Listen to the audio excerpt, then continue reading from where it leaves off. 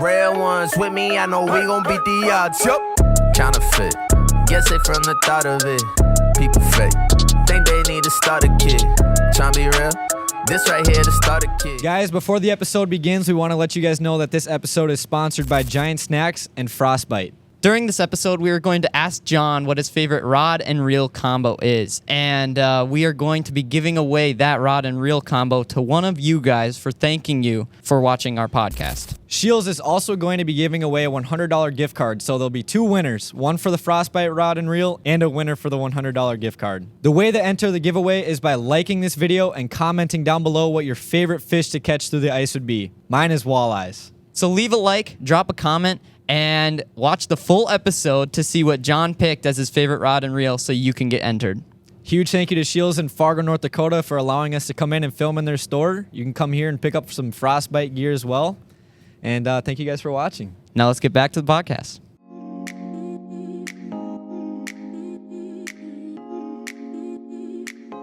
All right, welcome back to the Beyond the Spotlight podcast hosted by myself. My name is Jack. And I'm Aiden. And today we have Jon Lehman here joining us. Welcome to the podcast, Jon. Thank you, boys. Thank you. Here's I got a little intro for you today.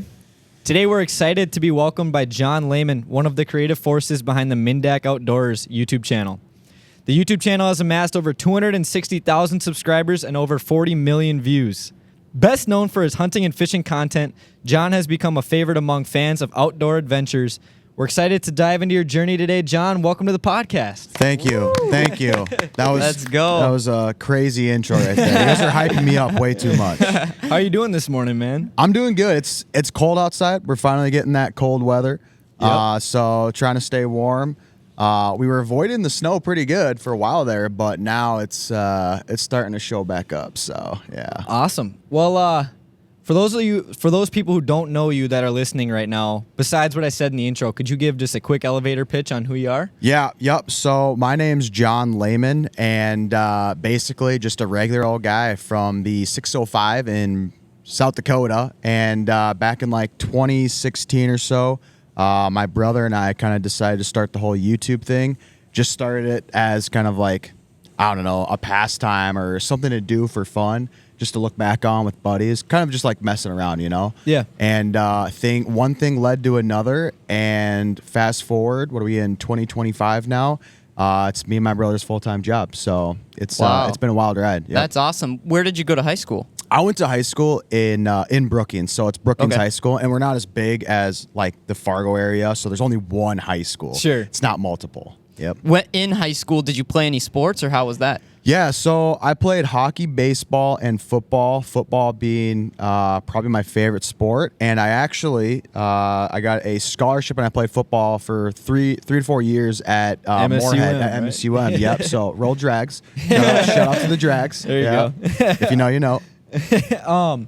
So at what point did you start the YouTube channel? Did you say it was in high school? Yeah, so it was actually in the college years. It was my brother's. My brother was still in high school, but I was technically like sophomore, freshman in college. And kind of honestly, another big part of me starting it was doing something other than football. Because like, you know, Sure. when you do something so long, it gets kind of repetitive and Right. bored, and you're like, all right, I need a pastime here. So my outlet, so to speak, was YouTube. It was fishing, it was hunting, all that stuff. So that's kind of like around the time when that all started. Did you do a lot of fishing and hunting before you started videoing, I'm assuming? Yeah, so I grew up my whole life doing it with my dad and my brother. That was obviously like our thing together. Mm-hmm. But I will say, I feel like I kind of lost the passion for a little bit. Well, I didn't do it as much because, you know, in high school, I'm sure you boys know, you're doing so much sports. It's like your life is revolved around sports, especially when you do more than one. So I would say I really rejuvenated, you know, the hunting and fishing aspect of my life more in the early college years. I was so focused back in the day, you know, on sports in like the high school years, and you know, growing up though, I definitely did my fair share of hunting and fishing for sure. So when you started, did you just start carrying around a camera and just started filming yourselves, and like, or did you have something that you watched that you were like, I kind of really like the way they do that, I'm gonna recreate it. You know. So I mean, I'm sure you guys know the Googans.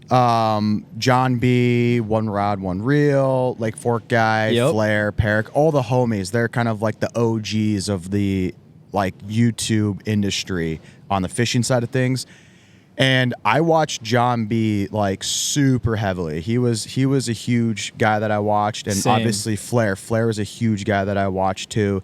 So I think just one day, just watching it, I'm like, these guys are really walking around with cameras and, you know, GoPros and just kind of filming their day, like getting some Jimmy Johns and hitting the water. Like, I literally do that. Why am I not trying that? So I think I could do it. So I kind of based all of my things off, I would say mostly probably like the Fishing the Midwest, John B's show, and Andrew Flair's as well. So that's kind of like where it all stemmed from, and like the blueprint of everything that I do now was all started from there. Sure. So right in the beginning, when you started filming with your brother, how did your friends take it? Were they kind of like, "What the heck are you guys doing?" Or did they kind of catch on? That was exactly it right there. A lot of them thought I was just like weird because, For sure. I mean, back in, so it would have been like, 2016, 2017, like this YouTube was still kind of like a new thing. You know what I mean? Like, I think a lot of people, I don't know, it was still, everybody was like 9 to 5, you know, get your degree, 9 to 5, you know, and YouTube was still like on the come up then. So definitely a lot of like,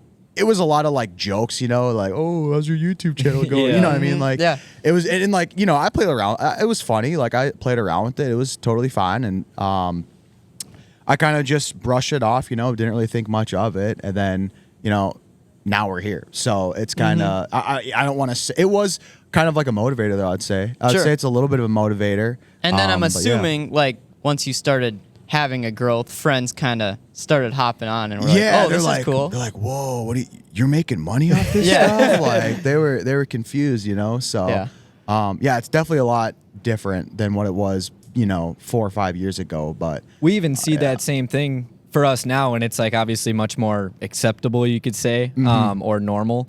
So when did you start, like, did you have a job outside of college right away? Yeah, so I actually worked I had 2 jobs in this area. In the summers, I worked landscape at All Terrain in Fargo. And then during like the school year, just to like, you know, pay rent and stuff, I worked at Courts Plus actually. Oh, And you did? I worked Okay. with CJ from Seaboys. Really? Yeah, so That's that was awesome. kind of cool. And that was before, I mean, we were both like Young. young, Yeah. kind of getting into it, you know. And now it's kind of cool to see like how far things progressed, you know. Not to hype us up, but he just dropped us a follow on Instagram. Yeah, they're cool. They got good stuff. They're cool. Yeah, they're going crazy right now. They are. Okay, so you started doing YouTube, and then when did it transition from working these jobs into, okay, I'm gonna go full-time YouTube? So I want to say back in like, it was like it had to have been like 2017. Yeah, probably 2017 or late 2016. Me and my buddy, we decided to go to an Andrew Flair meetup Yes. in Omaha. And we saw he was having one at the Scheels down there. Yep. And I was like, dude, like I got to go meet this guy. This is going to be so cool. So we made a whole trip out of it. Me and my friend Ryan, we drove down there and went to this meet and greet, met Andrew, super cool guy. You know, we talked a little bit, and I have a video of it on my YouTube channel. I just watched it before So this. cringy, dude. So but don't ever go back and watch videos. It's so bad. You just watch it and you're just like gouging your eyes out. But met him, didn't really think much of it. And then 3 months later, I was fishing with Sam on the boat, and I looked at my Instagram DMs, and he messaged us, and he was like, well, messaged me, and he's like, hey, man, I remember meeting you at the meetup. I see you have your own YouTube channel. Just was wondering, would you ever be interested in doing a editing camera guy job for me? And without even really thinking of it, I was like, yes. Yeah, like I'll do it. Because I mean, like, what a crazy, you know, opportunity Right. in my head. I thought it could be. So I said yes immediately. And during this time, I was in my junior year of college or so. And I pretty much just split time between college and driving down to where he's located and doing a bunch of filming and editing for him. After I told him I was going to graduate, though, because I'm like, I'm this far deep, dude. Like, I Right. got to do it. So, Isn't he in Texas? so he had a place in Texas, but most of the time we were in like the Omaha, Nebraska area. Okay. But we did a lot of traveling, Sure. lot of traveling back then. So I graduated, and then I moved full-time down there for like 2 years. He ended up hiring my brother as well, straight out of high school. So Sam went straight out of high school just to the Flair farm. And that was pretty cool, having all like our dynamic of all 4 of us together, me, Flair, Banjo, and Sam. That's kind of like the OG group. And Sam was literally hired as kind of like a character. Like he would go do stuff like, the little chores and stuff, like the behind the scenes stuff. But it was mostly just to be like a character in the show. And so that's kind of where I really learned the ropes of GoPro or of YouTube was with Andrew. So learned the ropes there for a while, and then things were going so good right before COVID, and our channel was doing good at the same time because we were both filming, on our channel a little bit and posting on the Flair channel. So like little halfsies. And, one day Andrew just was like, dude, like your guys' channel, like it has a lot of potential. It's doing great right now. I can always find another camera guy. I can't always find someone I want to do business with. Would you be interested in going back to your channel full time and then just helping me grow my brands that he had going on? So he had at the time like Guggen, Ducks, Bucks, didn't have Beefcake Jerky yet, but he had all these, startups, and he's like, I'd rather work with you than have you work for me. Yeah. So ended up saying absolutely, and it was during the COVID time. It was literally right before COVID.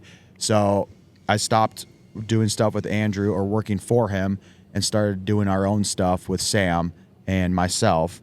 And COVID hit. Everybody sat on the couch, watched videos. We had a pretty big blow up. It was crazy.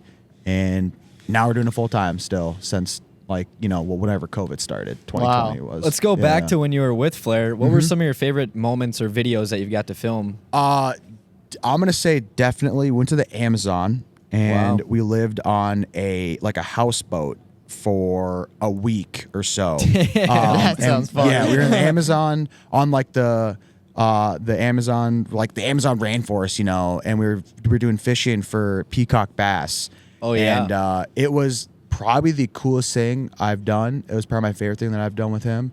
That trip was cool too because it wasn't just me and Andrew. Like back in the day, the owner of Favorite Rods was there. I don't know if you remember Favorite Rods. Yep. And then Jigging with Jordan was there, Yappy Twan, and Deal Mighty. So they were the dragons, the water dragons we called them. I don't know if you know them, but they have big YouTube channels as well. They do diving stuff. So they were diving in the freaking river with piranhas and stuff. And I'm oh my gosh. I'm I'll stick to on the boat fishing for the peacock. Is that bass. where they find the treasure or whatever those guys? Yeah, they find guns and stuff. Yeah, and wow. Yeah, they really hope to find something crazy because the videos go viral. Right. So it worked out for them. But that was probably the coolest trip that I've done was the Amazon. Some of my favorite ones of you guys back then was the frog leg videos, the catch and cook with the frog legs. Dude, everybody says that, and they're good. That's what I'm not lying. They're actually good. They're really good. The only thing is, I don't think people realize how big frogs can get. The bullfrogs down Yeah, there. dude, they're big. they're massive, and sometimes we're grabbing them and touching them and stuff, and it's the joke was we just called them little kitty cats because they're so big, they're like a cat, and they were scary. It was very scary, but they tasted pretty delicious. Damn. To be honest, I thought you were faking it the whole time. No, the reaction. No. All of the reactions on videos are authentic. There's Good. Sure. never really any fake ones, I would say. Is there any other moments that you want to touch on from your time down there? I mean, there's a lot to cover that we could talk about. But. A lot. Went to Africa with Andrew. That was cool. We got to see what that's all about. And then just countless amount of little day trips or whatever to Texas or whatever, and doing hog hunting or whatever, fishing on some random bodies of water. That was cool. But obviously his really, really big blow up was when the Flair farm kind of became a thing. Yeah. So he transitioned. He was still finding himself on YouTube, I feel like. It's kind of plateauing, I guess, at the fishing stuff. And we got into this farming stuff, homesteading kind of genre niche. Yep. And it just took off from there. And that's just when things really went ballistic, and a lot of memories down at the Flair farm. So Shout out Flair if you're watching this. Yeah, you guys just went back down and filmed with him. Is that right? Yeah, it was a huge video. The fans, every comment on every video is like, "When are you gonna get back with Flair? When are you gonna go fishing with Flair? Like, Right. what happened to you and Flair?" So, we went down there, and I think it was November or something. We did like a reunion, and we went hunting together. He had this new like pit, and we got to go see what that's about. But there's no bad blood or anything. Like we talk Right. like a bunch. All of us still but as far as like the filming purposes go, not with him every day like we used to be. When you were with Flair, how many? You mentioned the 4, like the OG 4. Yep. But how many people were also there behind the scenes? I'm just trying to like picture it. Yeah, Like, I mean, no. Honestly, during the day, it was just us 4. It was us Okay. 4, myself, Sam, Austin, and Andrew. And then some days we'd have like there'll be like farmers that pop in and out on some videos. Like they were the ones that really knew what were going on, know. Sure. So like if we had to ask something or have help with something, they were always around. And then also there was this trapper who like kind of taught like us how to trap. His name was Trapper Jay, and he has a YouTube channel too. But he was also popping in and out of like the Flair Farm vlogs, like showing us boys how to trap because like us city boys, we didn't know how to trap. Like what the hell is a 330? So Sure. got to learn all the ropes from him and all that stuff. So yeah. So I remember you mentioned you and your brother stopped kind of filming together at some point, and you started making your own videos because Sam stayed down in South Dakota, and you stayed more up in the Fargo area. What's Right. that like now? Do you go film together more now, or are you still on your own? Yeah, so I would say pretty much every video is either it's like 90% Sam and I. We film together all the time. Yeah. It's just so the winters are kind of a little tough because like the travel gets a little kind of weird. Hairy and- So during the winter it's almost like a 50-50, like we'll be together or we're filming our own videos. But during the summer and during hunting and the spring, we're pretty much always together filming content together. Sure. Who are some of your favorite collaborations that you've been able to hunt and fish with? Like Smack 'em, those guys. Right. And Yeah. I mean, Smack 'em and BW Films and Jacob Sweary, all the homies. They kind of actually started YouTube like around the time that I got back here. Sure. But they're really good friends now, I would say. My good buddy, obviously Andrew, Andrew Yep. and all those guys. But I wouldn't count that because like obviously like I was already with them. So I would say probably Yappy is a really good buddy of mine. I've done some cool stuff with Yap. We went down to Florida like last year, the year before. We shot like some iguanas. That was pretty sick. Other than that, yeah, most of the time it's just me and Sam filming together, and then with BW Films a bunch too. So, Sure. But he's getting too cool for me now. He's getting too cool for me.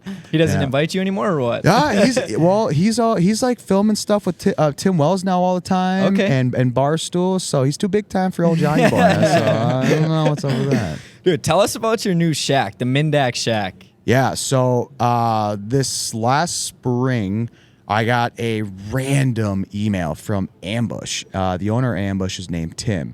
Super nice guy. Sure. And email was like, yo, we love watching your videos. We want to help you out however we can. I have this idea. We're coming out with wheelhouses, first of its kind. Would you like one to use for the summer or for the winter? And I said, absolutely. Because who wouldn't say yes to a free ice house, right? So he said, all right, I'm going to just tell me like the size that you want, and you're gonna come to the shop in October, take a peek at it. We're going to surprise you with it, and then go from there. So I'm like, all right. So the whole summer I don't talk to him whatsoever. Have no idea how it's looking or whatnot.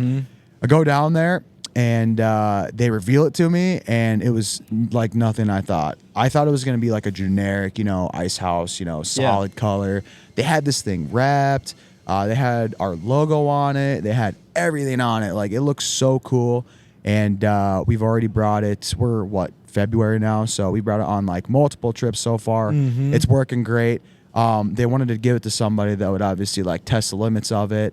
So we've been testing the limits on it, been breaking a couple things here and there, figuring out what works, what doesn't work.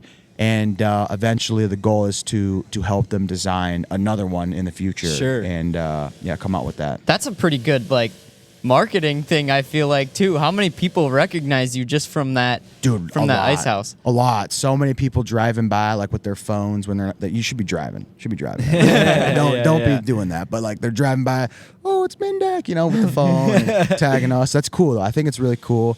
And then a lot of guys have actually been coming up to the shack randomly. Oh, geez, like just- saying hi. Yes. Damn. Yeah. Oh yeah. So it kind of scares us a couple times, but like that's a good. There's pluses and minuses of having your name on stuff, So that's definitely one of the pluses. But I wouldn't want to just leave it there for days on days and have Right. people looking at Sure. it and wondering what's in it. So When you go and pick that up, do you feel a lot of pressure to have a good reaction to it?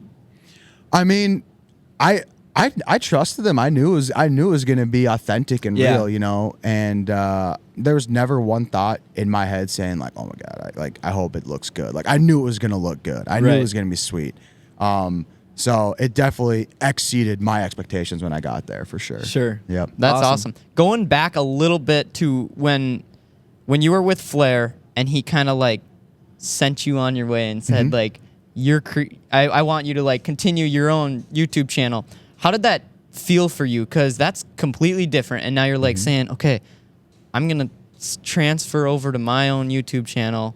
And do you feel pressure, or was it kind of like it just fell into your lap and you're like, let's just do this, or how did that feel? Absolutely. A lot of pressure. Leap of faith. I mean, it's going from consistent paychecks to I hope I get a paycheck this Right. month. You know what I mean? Because Yeah. YouTube, it's like you kind of determine your own fate, or almost YouTube does, because you get paid obviously on the amount of views your videos gets, watch time, et cetera, et cetera. So it's definitely scary going from being comfortable, making a livable amount, to going to not knowing what you're going to make every month. But luckily, like I said, over the years, I met some awesome partners. So that's helped out a lot. A lot of people supporting the channel. And then as well, during our time of transition, it was during COVID. And I think that was the honestly best worst case scenario. COVID obviously was awful, but for the purpose of entertainment, it was great. It was great. What kind of videos do you enjoy making the most right now? Hunting. Hunting? Absolutely. More than fishing? Oh yeah. I hate fishing. Really? I don't like fishing, dude. Just Really? in general, or filming fishing? Excuse me. I would say more filming fishing. I like to fish. I like fishing, but like hunting's like that's like my favorite thing. Sure. I love that. I live and breathe for that. If I could do that year round, I would. Any type of hunting, or Just waterfowl. Just waterfowl. Straight waterfowl. Yeah. Sam's dabbling a little bit into the old big game stuff, and I can see where it would be really cool. Yeah. But like I don't know if I want to dip my toes in that, because I think I might get a little too addicted as well. And I'm already too far deep into the whole waterfall thing. So Yeah. I'm just going to stick with the waterfowl, I think. But that's definitely my favorite thing. Geese or ducks? Which would you, if you could get a limit, yeah. 5-man limit, which one are you picking? Definitely snow geese. Snow geese is my favorite. Yes, snow geese is Really? number one. Snow goose, number one. And then ducks, and then darks after that. So Sure. yeah, definitely in that order. So you like seeing the thousands of birds coming out of the sky? Because Nothing about it. Snow geese, they just roll in huge packs. Yeah, yeah. And I mean, I haven't been hunting snows that long. It's only been like 3-4 years for me with snows. Okay. But like, it takes one good snow hunt, and just fired up. Yeah, dude, it's crazy. Just thousands working above you, e-collar blaring in your Yeah. ear, and they're just landing on you. So cool. Definitely one of the coolest things if nobody's experienced it.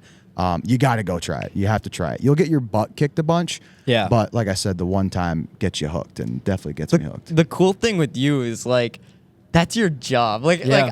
I'm so jealous of that. I love hunting myself. And to make that your job, you wake up in the morning and gotta go to work. Well, it's out in the field, so I'm Right. go hunting. Yeah, it's definitely cool, but there's a lot of you guys know there's a lot of behind the scenes stuff Sure. that So people much stuff. don't know, right? So they don't see that aspect of things. And when you do something for so long, like I was talking about earlier in the pod, it does start to become a job. Yeah. So you will feel it mentally and physically, But what I like to do is like kind of when I'm starting to drag a little bit, like, oh, I got to go hunting or, oh, I got to go fishing. Like, I don't ever want to be that guy that's saying that. Like, you got to love what you do every day. You know, I don't want to wake up and dread to go do something. Right. You should love what you do for a job. So I'll take times off and just go fish or just go hunt without the cameras. Sure. And like, dude, those are my favorite days. My favorite days. It's like a reset hunt or a reset fishing hunt. Whatever it may be, it's the best. It's just so relaxing on the mind, so chill, and to get you recharged to get back to your job of doing hunting, fishing. You mentioned a lot of like behind the scene things that people don't know. What are some examples of some stuff that you do behind the camera that people just don't know about that you put a lot of time into? Right. So obviously editing, number one, lot of editing. And then what goes with that is when you're getting like a YouTube video ready, you got to edit the video, got to export, got to upload, got to do the thumbnail. Thumbnail takes, hours sometimes, hour plus. You got to make that look good.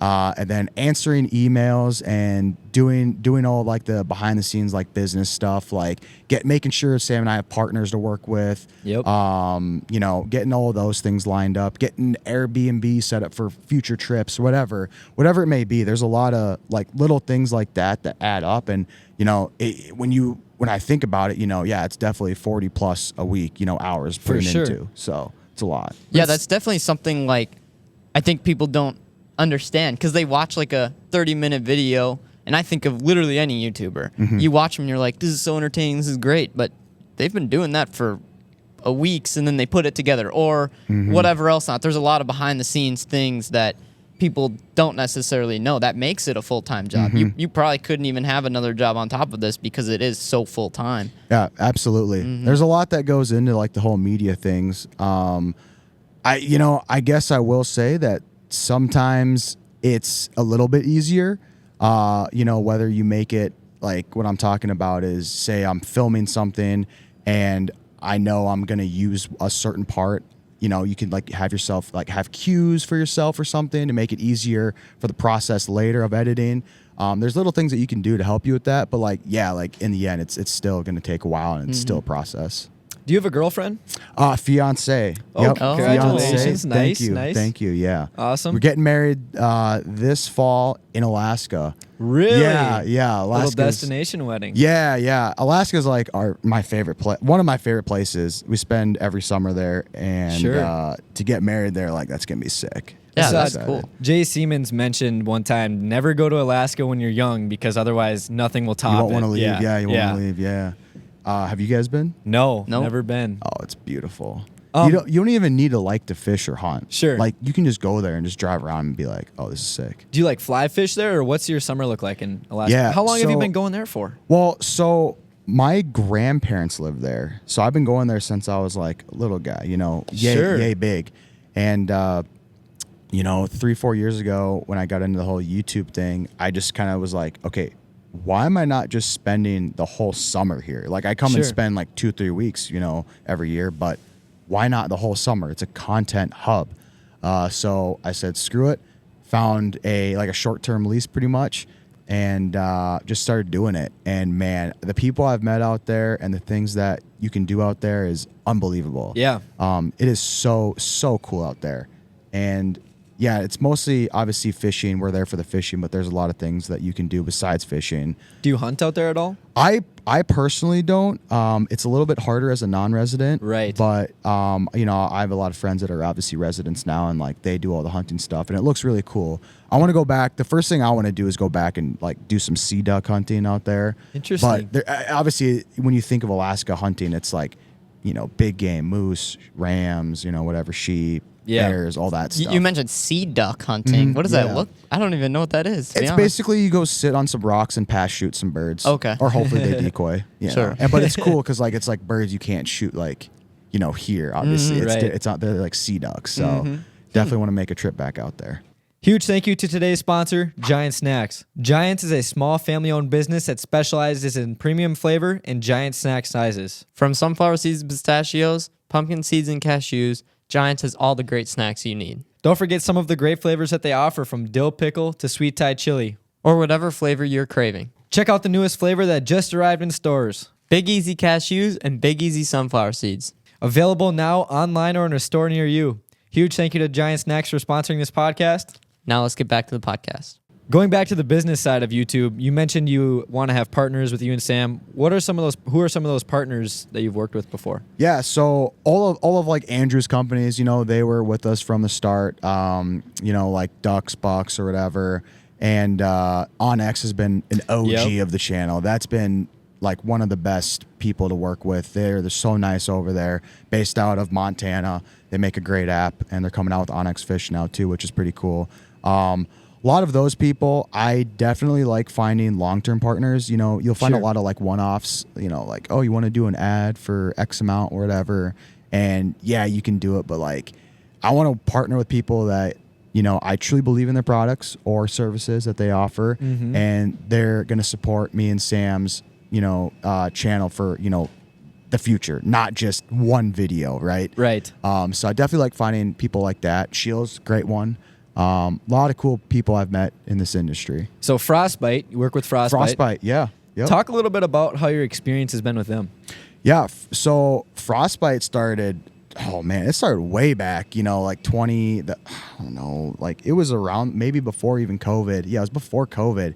And it was just like the OGs, like Alex and Uncut, kind of started it, right? He's a legend. Yeah, he is a legend. So they started that, and back in the day, like I knew Alex, and he would just send me some stuff, like, like I'm fishing, send me some plastics, or whatever. Sure. And eventually, once they started growing and we started growing, it kind of evolved into like, signing a contract with them, and been working with them ever since. I haven't really touched any other like ice fishing rod or anything like that in quite some time, and I like their products a lot. They make some good stuff.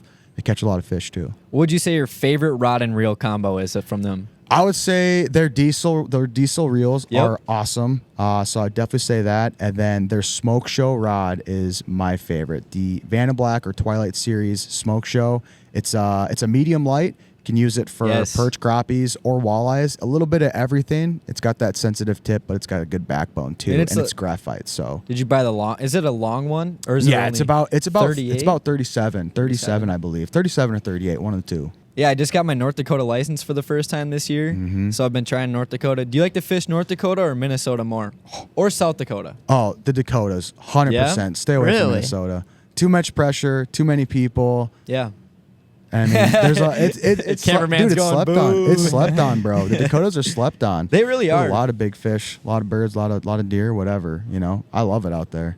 You big into the perch? I know there's a lot of perch spots over there. there. Love the perch. But, I will say ice fishing's probably like my least favorite thing to do or film because it's so cold out, the fish house has made it a lot more bearable. But if I'm going to go outside, freeze my butt off, do I want to go fish for, 14-inch perch or 30-inch walleye? Right. Choosing walleye all day, right? Yeah. Yeah. Okay, so you've hunted for geese, frogs, you've caught alligator gar. I mean, all types of outdoor stuff. What has been your all-time favorite animal or fish to catch or shoot? Dang, that's a great question. I guess shooting-wise, it's still just going to be snow geese for me. I know we touched on this earlier. Snow geese, definitely my favorite. Have some pretty cool, memorable hunts from that aspect of things. And then fishing, I mean, I guess I have caught a lot of cool stuff, but I guess I'm just probably gonna say the peacock bass I caught in the Amazon. Sure. It was 18-pounder. It was big. It was really big. One of the coolest catches I've ever had. But other than that, yeah, like you said, I mean, there's a lot of cool fish out there. There's still a couple fish I want to fish for, and a couple birds I want to shoot or whatever. Sure. That hopefully saving that for the future. I have a question. You might have answered it with that, but what's your most exotic hunting/fishing animals that you've hunted? Well, I would say probably like Africa. Africa was the most exotic stuff. So when we went there, we were going after like warthogs and what are they called? Oryxes, gemsbuck. Those are the same thing. wildebeest. So like a lot of those things, a lot of things you see on like Lion King or whatever. Like we're like hunting them, but we don't hunt the cool ones. You know what I mean? Like, Yeah. Right. But are they like vicious and like aggressive? No. One thing that I think a lot of people don't realize is all the hunting in Africa, it's all high fence. Oh. So there it is. It's its own ecosystem, and whatever. But it's high fence still. All these dudes have all this land or whatever, thousands of acres, and people from all over are coming to hunt these animals, whatever it may be. It's high fenced, but yes, it's a self-sustaining ecosystem in its own self. Wow. I've never hunted in like a high fence area. Yeah, but it's kind of like controversial, I think. Yeah. I Yeah, it don't is. ever do it really, but Sure. like I just know it's like controversial to people. So Yeah. So now, being back local to Fargo, do you have a lot of fan interactions around here just in public? I would say so. A lot of times when I'm in, Scheels or whatever, someone comes say hi, or I'll be at a gas station filling up and someone comes say hi. Like all good interactions. Everybody around here is really cool. You enjoy it? You enjoy I love talking to people because Sam and I wouldn't be where we're at today without them, right? Yeah. When you think about it. So I think it's really cool meeting the people that watch your content, look forward to it every day, and support you. And you have probably a lot of the same interests as your fans, obviously, because you're so niche down. So you could probably have a conversation with them pretty dang easily about all that kind of stuff. I mean, I'm a very sociable guy too, if you haven't been able to tell. Yeah. Like, I can talk to anybody. Like, Yeah. and You're find making this interview Find easy. something in common, right? Like, Yeah. I think a big thing about this industry too that people don't talk about is being a people person. Sure. Like, I mean, you can be the best fisherman in the world, best hunter in the world, best camera guy in the world, but if you don't have good people skills, like no one wants to be around you, right? So when it comes down to it, like having a good personality goes a really long way.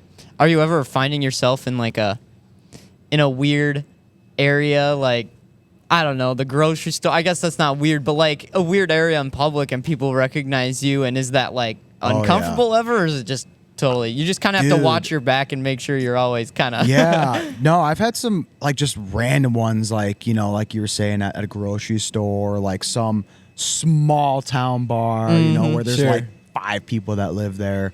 Lot of run-ins on like like the rivers and stuff when we're fishing. But yeah, there's some oddball ones. I can't really think of one in particular, but there's definitely some weird Or ones. like you're going to the bathroom, some dude taps you on the shoulder or something crazy. I've probably had that happen too. Yeah, I actually have definitely had that before. That's It's awkward, crazy. Yeah. Okay. How do you come up with different ideas for all your videos? Because, I mean, you have hunting and fishing as your 2 niches, but you have to come up with a new video all the time. How do Yeah. you come up with them? Yeah, well, that's one thing people don't really think about either. Like Yeah. that's one of the behind the scenes thing is being creative, right? So a lot of it is either kind of like going on YouTube and looking like what the trends are, or some form of social media, seeing like what's doing good, what you could translate over to the hunting or fishing side of things. Like Sure. it may not be originally a fishing or hunting like video idea, but you can put a twist to it and make it into it, right? So there's a lot of that kind of researching, and then just thinking, just laying in bed thinking of something good, waking up, writing it down on your notepad, and then doing it. So when you make these videos with your brother, do you ever bump heads? You ever have problems? Yeah, or a lot. Dude, Sam can be a grumpy guy.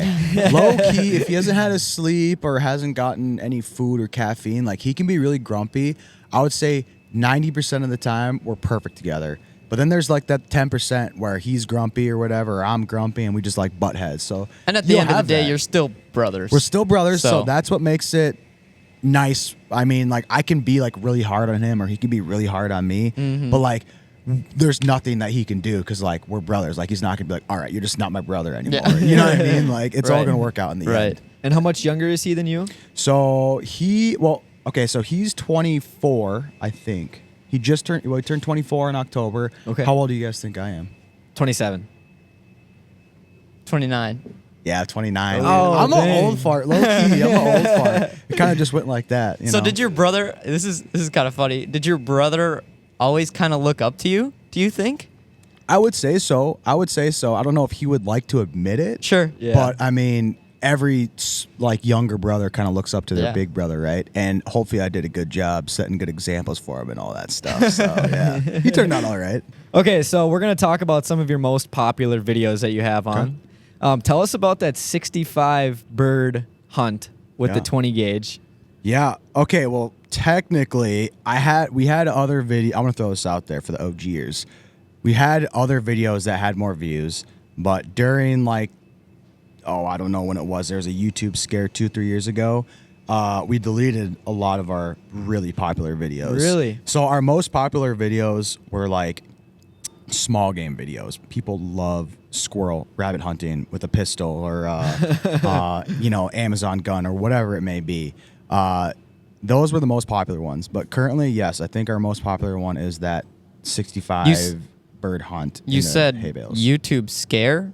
What happened? Yeah, well, so 2 or 3 years ago, there's this thing going around that a lot of hunting channels were getting demonetized for showing like shooting a bird or whatever, and it ended up working itself out. But there was a time where like Seek won, and a lot of those guys just got demonetized, and there was no warning beforehand. It was just you're demonetized, and normally you get like a couple strikes, a heads up, like knock it off, right, slap on the wrist, but. They just went straight and just like, yeah, you're not making money for a month or whatever it may be. So that was scary, obviously, and it ended up working itself out, like I said. And I don't think we're totally in the clear yet, though. I think definitely there's always going to be something, and I think one day on YouTube, like hunting or something like that, is going to be not allowed. So we're gonna Interesting. Yeah, I think eventually in the future. That's kind of a scary thought for you guys. I mean, you've at least established a presence on YouTube already, but like at that time during that scare, it's like, this is my job. This is what I'm doing. Right. And I might have to go do something else. Yeah. I mean, just like, the whole TikTok thing, getting taken down, whatever. Like, same thing. It's scary. I think one thing that like I'm working on or I want to do better in the future is finding other revenues, not just YouTube. Like I have some, but like, whether it's like Jay Seaman's great example, like he started all these things. Andrew started all these things. There's a lot of like venues that you can run off of, when having such a big following that you could do. So I'm still looking for my thing. I don't know what it's going to be yet, but Sure. I'm hoping in the future I figure that out. Have you looked at different platforms? Obviously, you're on Instagram and YouTube probably mainly, but like Rumble or anything I haven't like that? I haven't looked at any of those other ones. I mean, I know you can upload longer form videos on like, Twitter or Facebook. Yeah, like that's a thing. And it's like if you already have it edited, why not just post it on all these other places, and get views and get some money or whatever. So yeah. Do you post on TikTok? Here and there as a joke. I have a personal account and I just mess around with it. I never really got into it. I wanted to see how easy it was or how hard it was to get views on TikTok because I was just curious. Right. This is kind of like back in the day. So I posted like 7 days in a row and gained like 20,000 subscribers and like a good amount of views, and I was like, okay, so this is easy, and then just stopped pretty much. Why would you stop? Because to me, the value of like TikTok views or Instagram shorts or YouTube shorts is less than views on a long form video. Yes. Like I think some people argue that, and I can see their side of things, but like in the end, I think it's harder to get the long form views, but I think there's more pluses than cons in the end of things. Do you think brands see it the same way? No, No? I don't think so. I really don't think they do. But I mean, I will say, I think short form, there are good things about short form. Just personally, like I like the long form benefits more, but whatever's making them checks, right? Like that's Right. what all the companies are gonna like. So Well, the shorts can grow, honestly, 10 to 100 times quicker. You could have a short that blows up and gets 1 million views, but to get 1 million views on a long form and YouTube, Right. that's crazy. Yeah, I mean, like back in the day during my time, like it was hard to get like 10,000 subscribers, like hard. Now on like any social media, if you know what you're doing, you could do it in like a month. It's easy. Like it's quite literally pretty easy to get like a start nowadays. But then having a consistent, viewing for the rest of your lifetime or whatever Right. it may be. That's what's more challenging nowadays. But the initial like getting people to know who you are, get a following, yeah, it's a lot easier. But having like the sustained, views for life is what people are searching for. So do you think, let's take your exact channel Mm-hmm. right now. If you were to have started it today Mm-hmm. or started it at the time that you did, which one would grow faster, Faster nowadays? you think? Yep, way more nowadays. But for Staying relevant? for staying relevant and having the job that I'm at right now, back then, 100%. Now, Like it's- creating it full-time almost would be easier back yep, then? I would say that. It's a lot harder nowadays to get it. It's easier to get into it, but it's harder to do it like full-time, I would say, nowadays. There's so much more competition now, more too. competition. Yeah. And just, it almost devalues other things. So like if you can get followers really fast or whatever, like it just almost decredits, other people that have a lot of followers too. Cause like everybody's like, okay, now it's just easy to get followers. Like followers doesn't mean anything. So there's that side of things too. I feel like you really have to set yourself apart now, just because of the amount of people that are making content. It's crazy. Right. Absolutely. It's so many people have hopped into it. Everybody's a YouTuber now. Every Yeah. kid wants to be that when they grow up. Back in the day, no one ever said that, but now it's like that's the thing to do is like social media influencer, whatever Right. it may be. Or be a Yeah. podcaster. Or be a podcaster. Yeah. So you talked about all the different avenues that you might look into. Have you done merchandise before? I've touched on that, but the thing is, everybody does that. It's one of those things like everybody does that, and that's been something I just I don't really want to do it just because like everybody does it. It's just like Sure. I don't know. I didn't really see huge benefits to it. I did like back in the day a couple things like that, and it was cool, but like I haven't ever gone like full in like, oh, I need my merch. I'm a YouTuber. I need my merch or whatever. Like, Yeah. No, I haven't really done that. I'm totally content wearing, other people's stuff, whatever, like if I'm getting paid or whatever it may be. Right. And you got ducks and bucks that you promote too. Yeah, and exactly. All those guys and stuff like that. Do you still have a deal running with them, or is that kind of... Yeah, with ducks, we did some stuff with them this year. We don't really do much with bucks because like we don't really deer hunt that much. Right. But ducks, we did stuff on and on. We're working for stuff in the future. But other than that, like clothing wise, like it's been pretty wide open. Sure. Yeah. What plans do you have coming up? Do you have any big trips planned or anything? As far as big trips, this summer we usually go to Alaska every summer, so that's a big trip. We're doing that again, not as long though this year. But one thing that we have going on this fall that I'm really looking forward to is we're going to do a tundra hunt. Okay. So we're going to go like in September, we're going to fly like all the way to like where the migration starts. Sure. And Oh, wow. it's like birds that like just hatched that are learning how to, like there are all these dumb juvenile birds up there that like, and there's a bunch of banding up there. Sure. From what I know, there's not a lot of like content out there of these like tundra hunts or like, we're going after berry birds, you like to call them, because there's no grain up there. Oh, they eat gotcha. berries and like wood and bark and like whatever. I don't know, whatever. That probably sounded really dumb right there. But whatever they're eating up there, it's not grain like that is around here. There's no corn up there. So we call them berry birds up there. We're going to go hunt berry birds, whatever they're eating. You go like stand in like bogs, it looks like, and you throw silhouettes out. And I don't know. Hopefully they're really dumb and hopefully there's a lot of bands. That'd be sick. I don't Where's know. that at? Way up north? Yeah, like Nunavut or something like that. I'm not exactly sure where we're going. I'm doing it with this other dude that has it all lined up. Sure. But I'm really excited for that. Is Sam going along? Sam's going along. Yep. Nice. Yeah, I think there'll be like 3 or 4 of us or something. But hunting where the migration starts would be kind of cool, I think. That will be really cool. Yeah, and like nobody posts videos of it. I've never really seen one, so it'd be kind of cool to see. You mentioned there's a lot of bands up there. Mm-hmm. Do you get a lot of bands? Like how many? If your you could lanyard guess. full? Yeah. No, definitely compared to like a lot of my friends, like they have a lot of bands or whatever.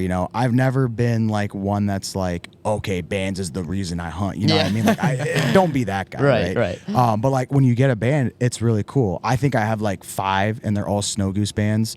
Interesting. Yeah, it's the only thing I've shot is snow goose bands. I see a lot of bands a year. I may not get them, like whether it's a drawing or somebody else shot it. Like, Right. you know, I don't ever want to start any drama like fighting over a band or whatever. Like, if you Right. shot it, dude, take it. Like, I don't care. Like, it's not what it's about, right? It's a But band. yeah, it's cool when you get one, but. Yeah. I would like to pinch, you know, something other than a snow goose band, but other people are saying the same thing. Like, you know, a lot of people are shooting like local geese bands or local duck bands or whatever. And like snow goose bands are like, you know, hard to get, right? So I don't know. I'm fortunate to have what I have, but like I'd love to shoot something other than a snow goose band, I guess. Yeah. Do you hunt in bigger groups normally or just yourself? I love hunting small groups, 4 or less, 3 or less. The less, the better. Big shoots, I'm not a huge fan of.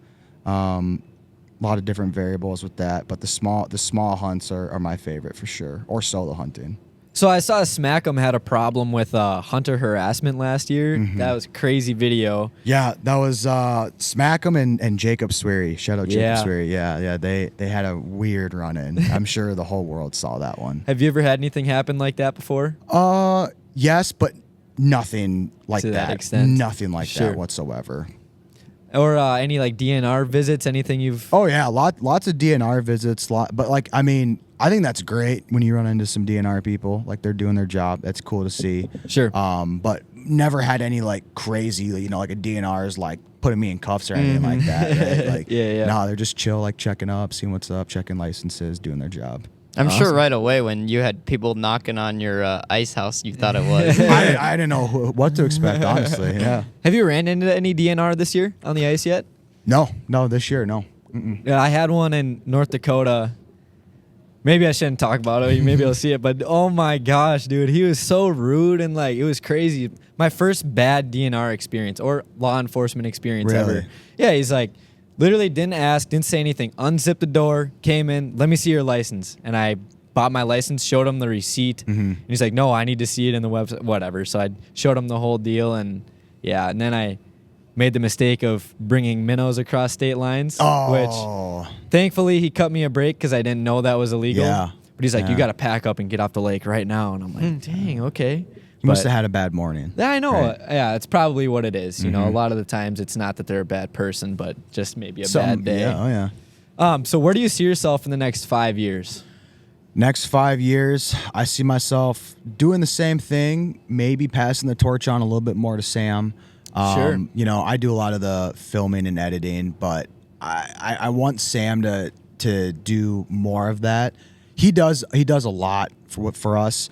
But like in that aspect, I'd like to see him maybe do more of the filming and editing. And then within the next 5 years, I think you said, I'm hoping to have some other like side project that I'm working on, spending more of my focus on, whether it's starting like, you know, like a rod company or I'm not starting a rod company, but like something like that. You know what I mean? Like I'd hope to be working on that more. Not to reveal your secrets, but do you have any that you're working on or any ideas? So I don't. This fall, I'm coming out with my own waders, but that's with that's cool. with another company. So that's more of like just like a royalty deal. But I did do the designing and all that stuff. I'm gonna do like the content stuff with it. So I'd like to say I had a big part of it, but like did I physically like make it? Is it all me doing all the shipping? No, like it's another company that's like helping me with it. So that's one thing that we're doing this year. But there's something I want to do something else, and to answer your question, no, I don't know what it is yet. Okay. But like the more and more you do this every day, I think the more and more you figure out like what that next thing for you is going to be. Like maybe something in your niche though, where you're like, okay, I have all this stuff, but maybe when I'm doing this, I need this new product or whatever. Like Jay's Catch and Cook. Exactly. Like he probably wanted to make something that tasted better, or I don't know, something like that. where Right. That you was a find great it. idea though. The whole catch and cook thing. I don't know how I didn't think of that because like we do a lot of catch and cooks, right? Right. But whether it's a product or a service, I think there's something that I'm still looking forward to make. Awesome. So for people watching that might want to do something similar to what you do as a career, what advice would you have for them? I would say when you start out, don't do it for the dollars, right? For sure. Okay, so when you're getting into this profession or trying to, just do it because you love it. Do it because it's fun. Okay, it's terrible if you get into it for the money because like the money's not there. Like, well, Not right away. No, That's right, for sure. Like, so don't expect that. But I would say get into it because you love it. Be passionate what you do. Don't fake, like who you are. Like just be authentic, be yourself, and like have a good personality because you may get someone to click on a video, but you want them to keep clicking, for the rest of their lives. Every time you upload, like people, you want them to get hyped that you upload, not just to see you catch a fish or whatever, but like just to see what you're up to. Like you want to get people hooked on your personality and whatever you may be doing, they just want to watch you do it. So I would say have a good personality and then post consistently, obviously like 2-3 times a week. Sure. And definitely I would say also utilize the shorts nowadays too. Like that's one advice I didn't have back in the day because like that wasn't a thing. But now like with all the short form content going around, I think there's a good medium of dabbling, like your foot in each one of them. I don't see the biggest return when you post like a short, like it translates or correlates over to your long form content. You don't see that? I don't, Okay. which is crazy. But I still think it does help in some way, shape, or form, whether it's like a couple people, it may not be the thousands that you're hoping for, but like I still think, a couple people are still going out and like checking out your stuff. So just, staying true to who you are and just posting consistently is pretty much it for me. Awesome. Well, we wanna thank you for taking time out of your day to do this. This was awesome to meet you and talk to you and do this podcast. We've been watching you for a while, so it's pretty cool Appreciate to you, boys. talk to you in person. Yeah. So one thing we do at the end of every show, is give out one of our seeds to you. So, would you rather have original, sweet Thai chili? Otherwise, we got dill pickle in the back as well. Dude, I've been eyeing down that sweet Thai Or chili. That there's looks Big good. Easy too behind, which is the newest flavor. But What does that mean? It's Like what flavor is that? I know it's Louisiana style. Dude, I'm gonna try that then. Okay. I think I'm gonna try that. I'll grab that for you at the end here. But Nice. thank you so much once again. It's been cool to talk to you for the last hour. So thank you guys so much for watching the Beyond the Spotlight podcast. We'll catch you guys next week on Monday at 6 p.m. peace. Peace. Real ones with me, I know we gon' beat the odds. Counterfeit, guess it from the thought of it. People fake, think they need to start a kid.